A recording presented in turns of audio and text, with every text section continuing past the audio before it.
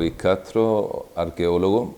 de profesión y desde hace bastante tiempo, exactamente desde 2003 aproximadamente, pues llevo desarrollando multitud de intervenciones arqueológicas vinculadas al ámbito de la memoria histórica. A lo largo de los años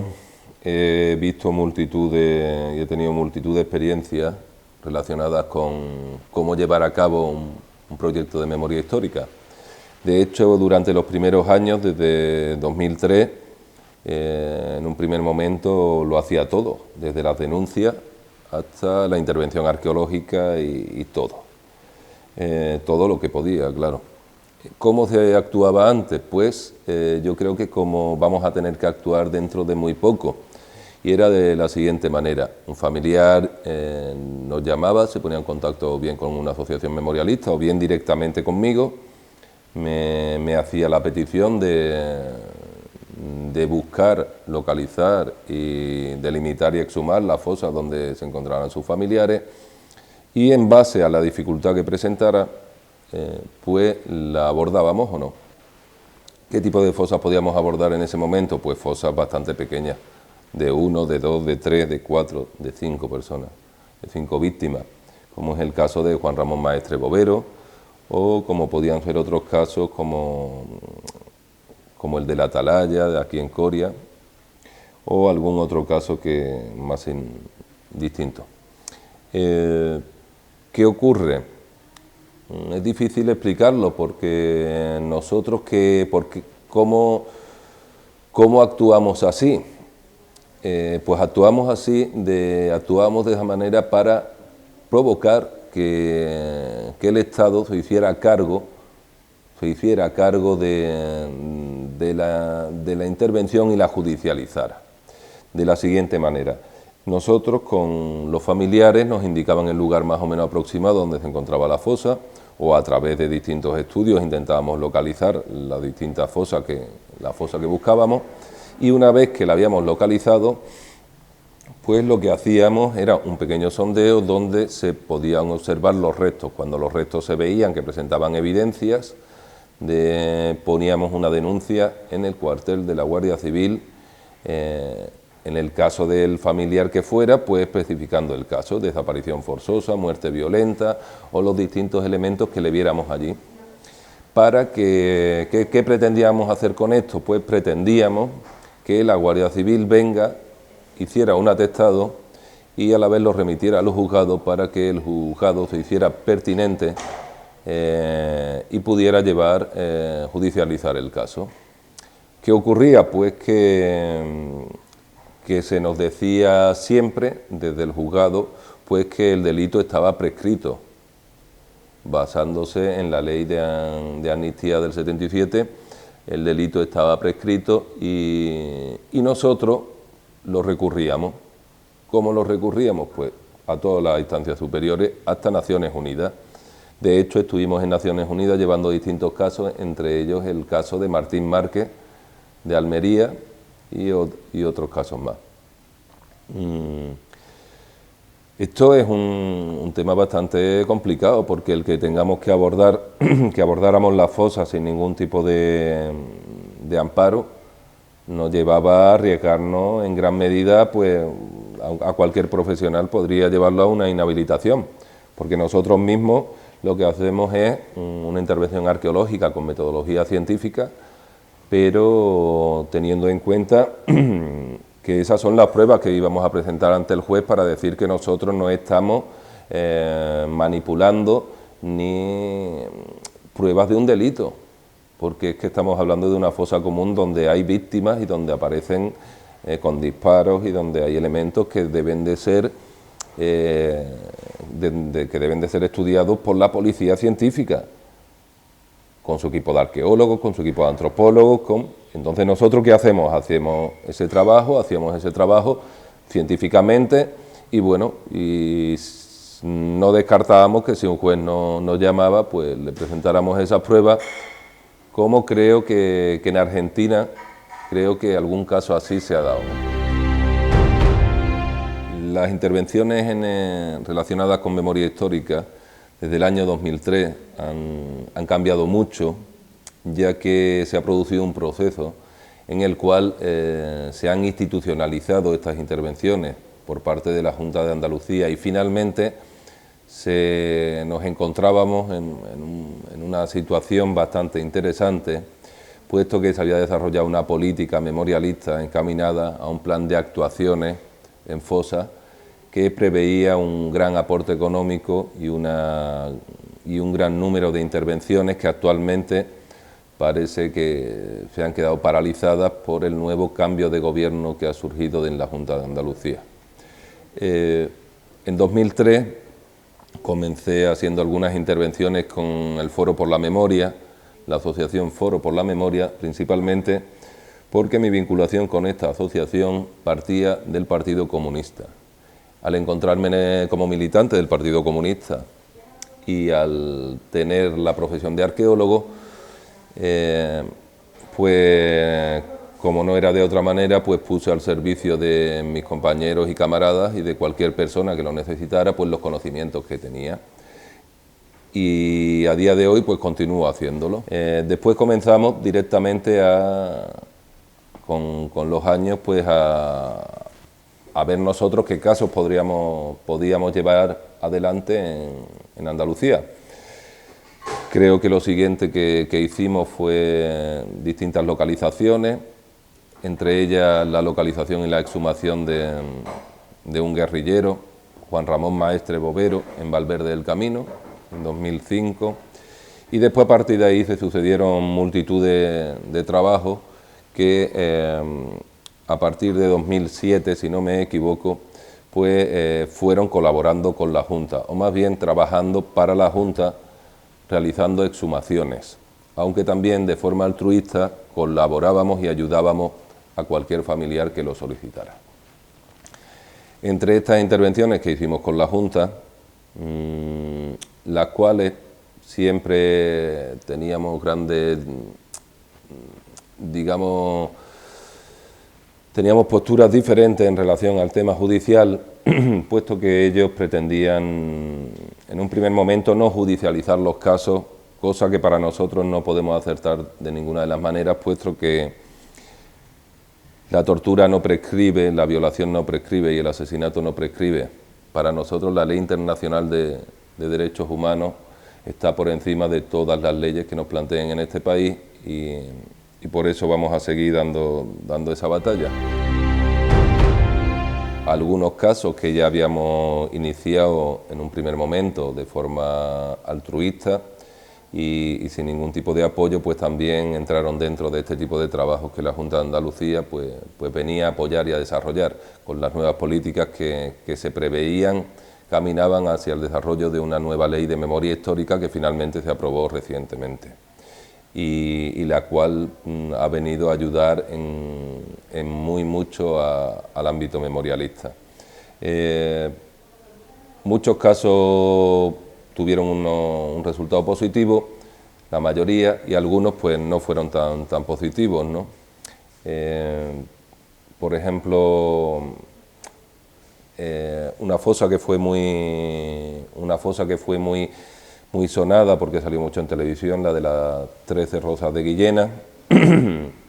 las 17 Rosas de Guillena, perdona, pues esta fosa pues nos resultó especialmente difícil la localización y después también era un caso muy flagrante de población civil, todo mujeres, 2 de ellas embarazadas. Estuvimos en Órgiva, en Granada, estuvimos en Sierro, en Almería, estuvimos en la capital de Almería, hemos estado en Belmez, colaborando también con el Foro por la Memoria de Córdoba, multitud de lugares que nos han permitido sondear en gran medida lo que son las fosas en Andalucía, de las cuales tenemos muchas variantes. No solamente hay fosas individuales, fosas múltiples, fosas de población civil, fosas dependiendo del lugar en el que se encuentren, arrojadas en pozos, arrojadas en albercas, en norias, trincheras, zanjas, fosas, de todos los colores y de todas las formas,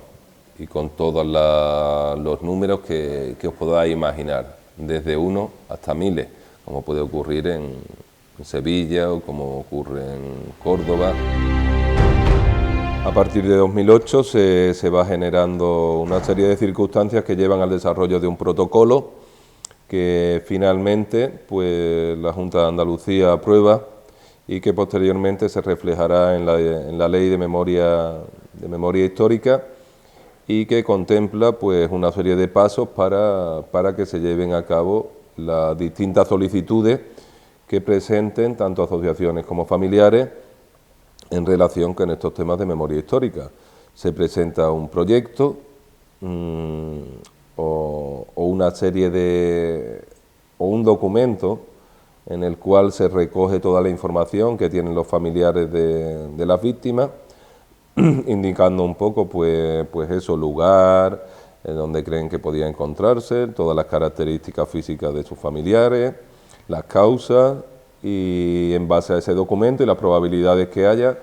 pues hasta hace poco había un comité técnico que valoraba dicha documentación, y en base a esa documentación se aprobaban o no dichas intervenciones. A día de hoy, como comentaba al principio, pues me encargo como responsable de distintas fosas, entre ellas las de Salobreña, Mairena del Alcor, Carmona y Écija, en las cuales tengo intereses a través de familiares de víctimas que están ahí, y que a día de hoy, bueno, aunque están aprobadas por la Junta de Andalucía, creemos que va a haber un parón, puesto que el cambio de gobierno creo que va a llevar a no dotar con ningún tipo de apoyo económico al ámbito memorialista, y lo que lo llevará muy probablemente a la parálisis total. Es muy importante destacar el papel que juegan los familiares cuando nos encontramos en el lugar y vamos a iniciar los trabajos, las labores de localización, de limitación y finalmente, si se dan las condiciones, de exhumación. Cómo viven ellos los momentos, tanto previo como durante de todos estos pasos que he mencionado anteriormente, son de una calidez y de una fuerza humana que no tienen parangón. Es triste porque se han sentido desamparados durante mucho tiempo, y a veces no dan crédito a que sea real el que vayamos con ellos a recuperar sus familiares. Además es ahí donde afloran toda la información que siempre ha quedado oculta, y es a pie de fosa cuando te dicen realmente a qué se dedicaba su familiar, si pertenecía a una formación política, a un sindicato o algún tipo de organización, o cualquier detalle más íntimo. Para mí, como profesional, separo de forma muy clara, desde hace muchos años, los restos que encuentro de episodios de violencia, porque si no sería imposible excavar una mujer, como por ejemplo de las últimas que saqué de la fosa de Guillena, que tenía 5 disparos y que se encontraba embarazada, ¿no? Son episodios realmente dantescos, al igual que todos los que nos hemos encontrado de estas personas que fueron exterminadas y asesinadas. Y aún así, tengo que decir que yo siento un inmenso bienestar a la hora de poder ayudar a todas estas familias, puesto que creo que es un derecho que se les ha quitado durante mucho tiempo, y que a día de hoy pues deben de recuperarlo como ciudadanos de nuestro país, ¿no? En relación al coste de las pruebas de ADN, es una cosa que nos ha traído de cabeza desde hace muchos años. Ya las primeras muestras que intentábamos analizar para cotejarlas con los familiares de víctimas nos llevaron a contactar con el señor Lorente, de Granada, el cual muy gentilmente me atendió muy gentilmente, pero me insistía en que nos iba a cobrar 3.000 euros por cada prueba y no me aseguraba pues los resultados en base a las muestras, dependiendo de cómo se encontraran. Obviamente no podíamos abordar esos costes, lo que me hizo contactar con la Universidad Bellaterra de Barcelona, y donde vimos que nos hacían estas mismas pruebas por 300 euros, 10 veces menos. Esto supuso que de forma inmediata pensáramos en trasladar nuestros restos a Barcelona para que se le hicieran las pruebas. En esos momentos no nos planteamos llevar una muestra, nos planteamos llevar los distintos esqueletos, para lo cual pedimos ayuda a la Junta. En este caso era una fosa de Palomares del Río de Sevilla, en el cual se intentaba encontrar a 5 jornaleros que habían sido ejecutados, y le pedimos documentación para trasladar estos restos. Y cuál fue mi sorpresa, que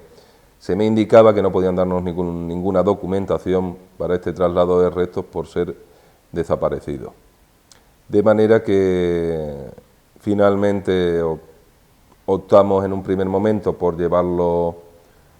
en mi coche sin ningún tipo de documentación en 2 ocasiones,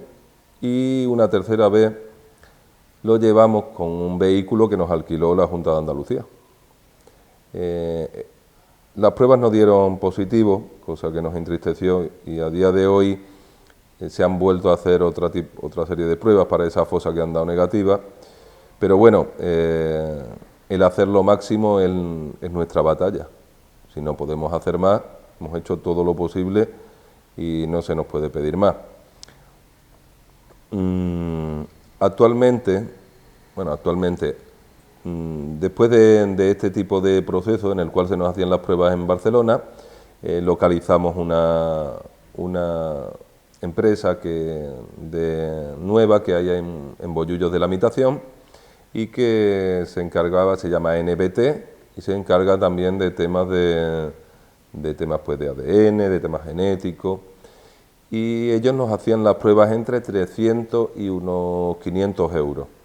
cada prueba de ADN para cotejarla con un familiar, cosa que bueno, planteamos a la Junta, y durante varios años estuvimos haciendo las pruebas ahí, pero ocurría siempre lo mismo, siempre la conversación que solía tener con los distintos comisarios pues era la misma, que por qué no duplicábamos ese tipo de gastos y no lo hacíamos desde la institución, en este caso desde el Instituto Antropológico de Granada, a lo cual yo estaba siempre de acuerdo, pero no se puede ser iluso, no se puede pretender dar una cantidad ingente de trabajo a una institución como la Universidad de Granada cuando no la vas a dotar de una cantidad ingente de dinero. De manera que, aun a día de hoy, que se le ha dotado de cierta cantidad de dinero y que los trabajos se están haciendo, tenemos unas tardanzas en los resultados las cuales deben de ser valoradas, y deben de sentarse los responsables a los que corresponda y acelerar ese tipo de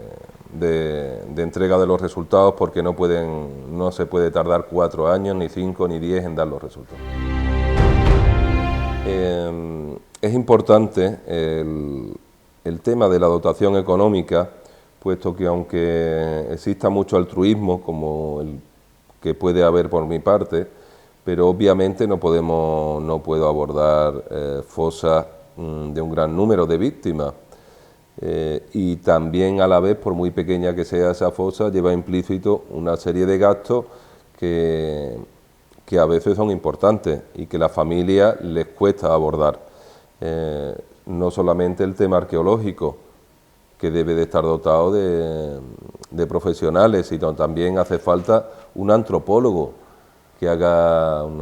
físico que haga el estudio de laboratorio, incluso también de apoyo a los arqueólogos en el trabajo de campo si fuera necesario. A veces hace falta georradar, otro tipo de técnicas de teledetección. A veces hay que utilizar retroexcavadoras, maquinaria. Otras veces también tenemos que trasladarnos, Y es muy importante el tema de las pruebas de ADN. El tema de las pruebas de ADN es de una cuantía importante. En relación a lo que podría costar la exhumación de una víctima de la guerra civil, esto se encontraría sujeto más bien a la ubicación de esta víctima o la localización de esta víctima,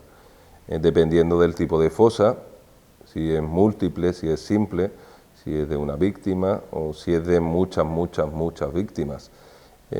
Normalmente esas fosas que tienen bastantes víctimas presentan una dificultad muy superior porque, como he mencionado antes, dependiendo del tipo de fosa, que sea en trinchera, que se encuentre en un pozo, en una bocamina, en una alnoria,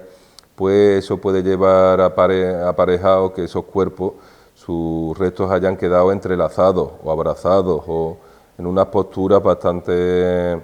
difíciles de abordar el conjunto en relación a otro tipo de depósitos, como cuando nos aparece un individuo o dos dispuestos, que también nos suelen aparecer muy comúnmente en batería, uno hacia allá, otro hacia acá, y una disposición distinta o en trinchera, colocado uno detrás de otro, en fin, en multitud de disposiciones que abaratarían el trabajo de abordarlo. También la localización está sujeta pues a distintos factores, el que se tengan más datos o menos datos, que haya que utilizar georradar o otro tipo de técnicas de localización o no. Todo está sujeto un poco a esa serie de condicionantes. Pero, poniendo el caso, por ejemplo, de una fosa que actualmente a mí me trae a mal traer y creo que es la fosa por antonomasia de ejemplo de destrucción de fosas en Andalucía, que se encuentra en Prado del Rey. Esta fosa es una fosa que en 2009, cuando se realiza el mapa de fosa, pues se habla de que los restos se encuentran en superficie.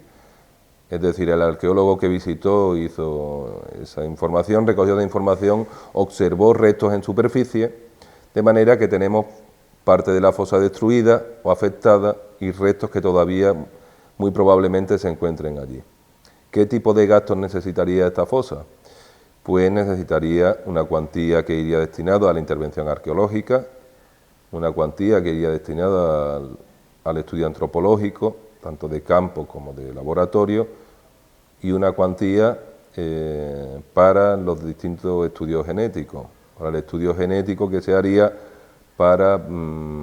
constatar que fuera esa persona, aunque sabemos más o menos quién es y tenemos constancia de quiénes son sus familiares, pero habría que hacer esa prueba para, de forma científica, como no podía ser de otra manera, pues verificar y entregar los restos a los familiares. ¿Cuánto me podría costar eso? Pues eso cuesta 2 días de trabajo. 2 días de trabajo puede costar 300 euros. 300 euros costaría hacer esa fosa, la parte arqueológica, unos 300, 350 euros, 400 con los gastos, desplazamiento. ¿Cuánto costaría el trabajo de campo y el trabajo de laboratorio del antropólogo? Pues pongamos también que cueste 200 euros. Y el tema genético, las pruebas de ADN, en el caso de que lo hiciéramos de forma privada, pues pongamos que nos costarían también otros 500 euros, pues por lo que haciendo un cálculo general, esa fosa de un individuo podría costar entre los 1.000 y 1.500 euros el poder hacerla. También se puede hacer de otra manera, y es que si el Estado no pone dinero, como hemos hecho en muchas ocasiones, iremos y haremos la exhumación, haremos el estudio antropológico de campo de forma totalmente altruista. Buscaremos algún antropólogo que nos haga el estudio de laboratorio de una manera o de otra, financiándonos a través de crowdfunding o como sea. Y finalmente haremos las pruebas de ADN de la misma manera. Podemos distinguir distintos grupos de fosas que se están afectando. Las primeras serían las que se encuentran afectadas por labores agrícolas, de las cuales tenemos muchas a lo largo de todo el territorio andaluz y que en un primer momento, a día de hoy, continúan siendo aradas, dependiendo de la explotación en la que se encuentren, más veces o menos al año, dependiendo si es un olivar o es una zona de cereal. Después encontramos también multitud de fosas que se encuentran actualmente hechos basureros. Algunas son escombreras, donde se arrojan escombros. Otras las encontramos debajo de pistas de pádel, e incluso algunas a las cuales nunca hemos podido acceder, como las que tendríamos en la base de Rota. Todo este tipo de fosas nos obliga, aunque como a lo largo de la entrevista hemos dicho, creemos que se ha desarrollado una política en Andalucía que viene a ayudar bastante en el tema memorialista, pero nos obliga a decir que queremos que los trabajos se continúen y que este tipo de fosas no pueden verse en la situación en la que se encuentran, porque es un insulto a la memoria republicana. Y en la medida en la que podamos, pues vamos a ir abordándola o intentaremos abordarla para que dejen de ser basureros y, como digo, dejen de ser vertederos, se localicen de forma fehaciente a través de coordenadas con un GPS de precisión y se protejan por ley, como dice la ley de memoria histórica, se protejan y se evite ninguna destrucción, que aunque lo refleja muy bien en la ley, pero realmente su aplicación es nula en este ámbito. En base a lo dicho anteriormente y a día de hoy, prácticamente en mayo de 2019, nos encontramos en una situación especialmente difícil para abordar las fosas comunes de la Guerra Civil en Andalucía. En principio motivado por el cambio de gobierno y los cambios de política que se prevé se vayan a desarrollar, fundamentalmente de la mano de que no va a haber dinero ni subvenciones para este tipo de actividades, debido, como digo, al cambio de posicionamiento ideológico del gobierno actual. ¿Qué es lo que pretendo decir con esto? Pues con esto pretendo plantear pues que la fosa tenemos que animar a todos los compañeros arqueólogos y antropólogos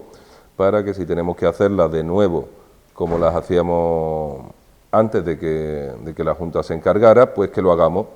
Llamo a la insumisión a todos los compañeros arqueólogos para que participen en la exhumación de fosas comunes, aunque exista la ley de memoria histórica y nos limite si no nos autorizan. Si cualquier familiar quiere hacer una exhumación de un familiar y se dan las condiciones, Juan Luis Castro hará esa exhumación, aunque la ley de memoria histórica le limite no autorizándole. Llamemos a la insumisión a todos los técnicos que puedan participar y ayudarnos. Tenemos una cosa importante y son los conocimientos. Si los podemos llevar a cabo, hagámoslo. Nos ampara la Ley Internacional de Derechos Humanos.